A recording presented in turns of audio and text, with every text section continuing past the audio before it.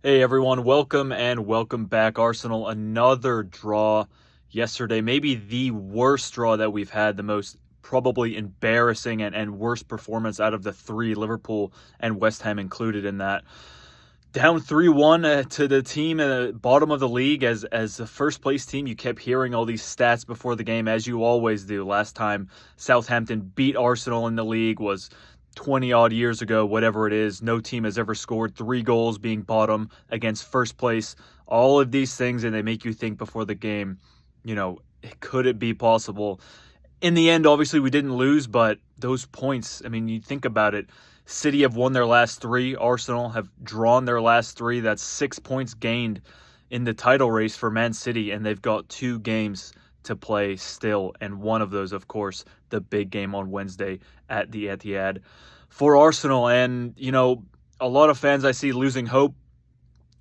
And when you think about it, you see a lot of players' reactions, especially going 3-1 down. You don't see the sort of deflation. You didn't see that a lot, this season. Of course, we've gone down a couple times, but that really, really felt horrible. People pointing their fingers at players like Rob Holding, pointing fingers at Jesus. He should put chances away that he had. Well, yes, those two things can be true. It's overall the performance. Ramsdale, a silly, silly pass that he did to give the ball away. I still think he should have done better with that. I've seen time and time again Ramsdale a bit of a soft hand sometimes. You've seen him get a palm to a ball and, it ends up going in the net regardless of the effort he made to save it. And, again, I've seen that time and time again, and hopefully something he can improve on. He's clearly a brilliant goalkeeper, very good shot stopper, very good with his feet. There's a reason Arteta. I don't need to repeat myself. I mean, these are clear and obvious reasons why he's the number one at Arsenal and why he's up there, in first place in a race for the title. So, let's talk about Granit Xhaka first. Granit Xhaka obviously missing yesterday to illness, and everyone's thinking who's going to come in place of him. I thought it should have been Kieran Tierney to come in, slot in the left back position, and just give Zinchenko offensive duties. Don't make him come back and defend. Maybe that's not the smartest thing. I don't know. It's just a thought that came in my head. I thought possibly it could have worked. He chose to go with Fabio Vieira, who I didn't think had a good game at all. Couple moments of brilliance, but he just seems too timid, a little bit too weak at times on the ball.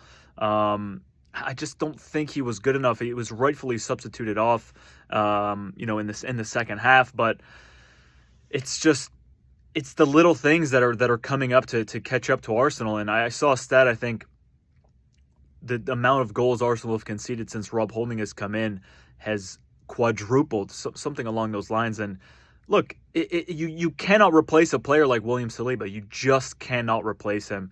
And you have a player like Rob Holding who's come in. Look, he's pretty decent on the ball, I have to say.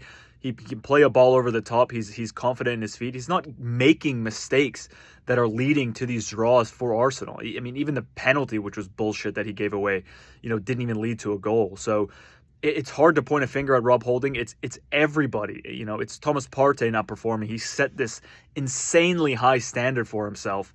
And yesterday, again, he was very, very poor, I think, throughout the game. The shot at the end of the game really sort of summed it all up. A big takeaway for me is that Trossard, Trossard has to start against City. I think it's plain and simple to see. He has to start against Manchester City on Wednesday. I don't know who you have to drop. Maybe you have to drop Jesus. How's that going to affect him in the long run? I don't know. But at the end of the day, I think Trossard has to start in that game. He brings so much. It's going to be too late to take him off the bench. I don't want to be 2-0 down and have to resort to bringing on Trossard. I want an instant impact. We've thrown away 2-0 goal leads already at Anfield. We've done it against West Ham.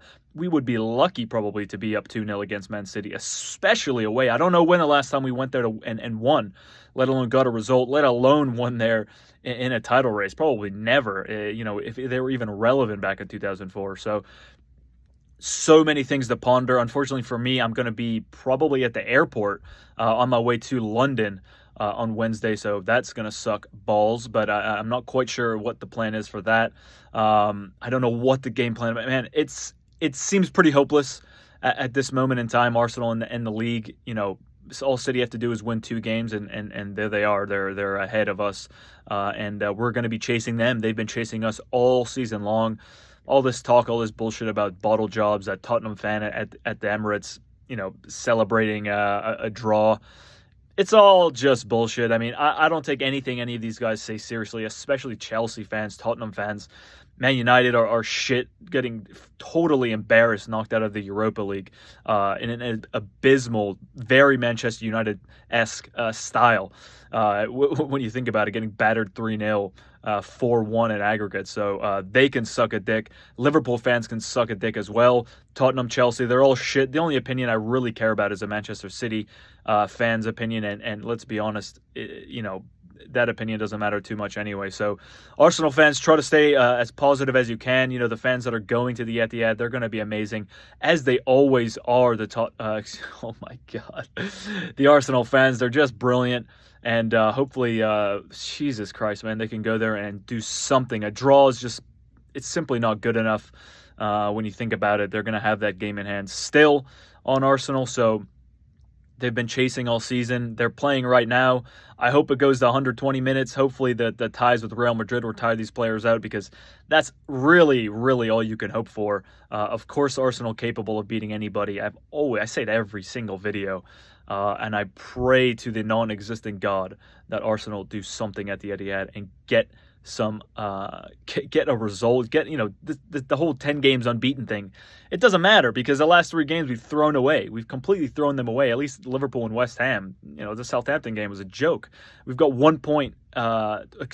points off of bottom place Southampton. It's unacceptable when you're in a title race. And regardless of what happens at the end of the season, I think these Arsenal players are going to learn, just like they did last season.